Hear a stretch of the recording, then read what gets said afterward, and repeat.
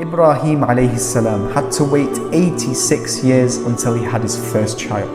Can you imagine having to wait all that time? And when he had that child, he was living in a place called Bilad al-Sham. Now, Bilad al-Sham was a very well built up society. It had people, it had resources, it had food, it had water, it had everything. Ibrahim had everything he needed to raise his kid in a beautiful, good environment. But it was in that moment when the kid was in Ibrahim's hand that Allah commanded him to leave his city and go all the way to a place called Makkah, which Allah describes as wadin ghayri dhi zar', a barren valley with absolutely nothing in it. No people, no resources, no food, no water. Just a valley in the middle of a desert surrounded by mountains under the scorching heat. Can you imagine how Ibrahim felt after having to wait all these years to have a child and then be told to leave his city where he can raise his child safely to go to somewhere where his child's life is now at risk? But Ibrahim had one thing that was very, very special, and that was tawakkul, trust and reliance upon Allah. So he obeyed the command, packed his bags and traveled all the way to Mecca.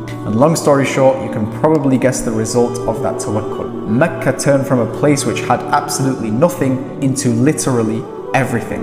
It had no people, and Allah made it the busiest city on earth, with millions of people coming from every corner of the world only to replicate the actions of Ibrahim alayhi salam and his family in Umrah and in Hajj. Mecca had no water either, and Allah produced from it a special type of water called Zamzam that would last and flow all the way until the Day of Judgment. It had no crops, and Allah produced from it every single type of crop. So now when you go there, you can literally see every type of fruit or vegetable that you wish. And of course, Mecca had zero history because it literally had nothing in it, and then it became the best of all history because our Prophet Muhammad ﷺ was born in that very city.